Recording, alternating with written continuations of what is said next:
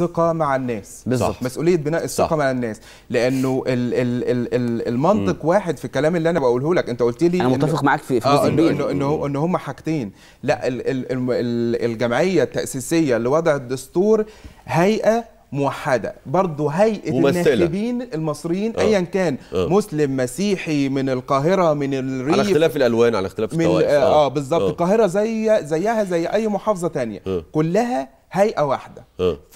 فلو اخترت نفس المنطق هنا، لا اختار لي بقى نفس المنطق هنا. لو قلت ان المنطق هنا منطق غير قانوني، قول لي كمان هو المنطق دلوقتي هو غير قانوني. حتى اذا فسرتها قانونيا، بس ممكن الظرف الامني او الظرف القضائي، يعني اتخاذ قرارات قانونيه توضحها في وقتها. دي النقطه اللي بيتكلم فيها دكتور ياسر، توضحها في وقتها. طب انعكاس نقول ايه التخبط او عدم وضوح الرؤيه، انعكاس على الناس النهارده ايه؟ انعكاس على الناس النهارده ان انت هتلاقي التصويت النهارده بيتقسم. في تصويت بالاقتناع التام، ودول شريحه مش كبيره، سواء في الطرفين في نعم او في لا. وفيه تصويت بالعاطفه، ودي شريحه كبيره من الطرفين.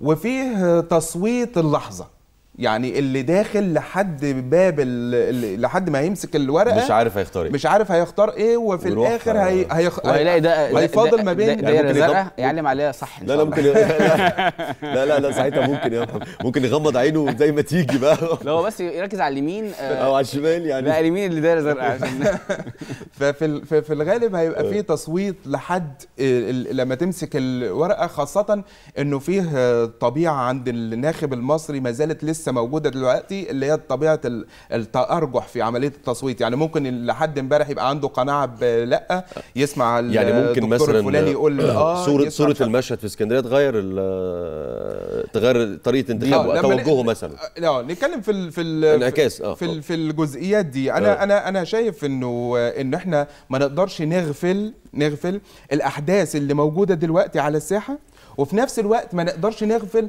نمط التصويت في الانتخابات سواء الرئاسيه او في الاستفتاء في 19 مارس.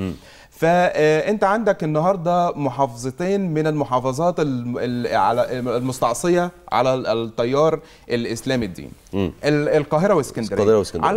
على الرغم من تركز التيار السلفي في محافظه اسكندريه بشكل كثيف، الا ان احنا لما نرجع برضو والتقلبات اللي حدثت في اسيوط، بالرغم انها كانت في كافه يعني التيارات الاسلاميه في الاول في انتخابات الرئاسه، يعني دلوقتي بقى في تقلبات على معظم المناطق، في معظم المناطق. والنهارده كمان المحافظات وفي اماكن ضعف، ده امر طبيعي. المحافظات اللي موجوده النهارده، يعني لو بنتكلم على محافظه القاهره، فانت ممكن تلاقي نسبه المثقفين عاليه، نسبه يعني ايه الاستقطاب عن طريق ادوات، سواء ادوات اجتماعيه او مساعدات او عاطفه بتقل شويه. فممكن تلاقي انه محافظه القاهره من المحافظات اللي ممكن تروح ناحيه بشكل كبير.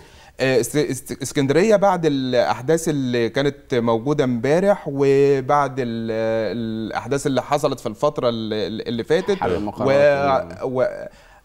برضو هتلاقي لو رجعنا برضو ل 19 مارس ما اقتنعتش بالفكره الواحده اللي هي فكره الاستقرار وفكره العجله تدور.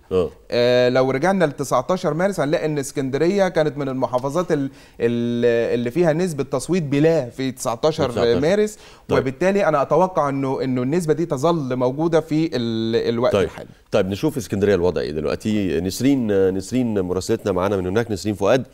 اتفضلي يا نسرين، الكلمه معاكي، لنا ايه الاخبار عندك ويعني كثافه الناخبين، اتفضلي.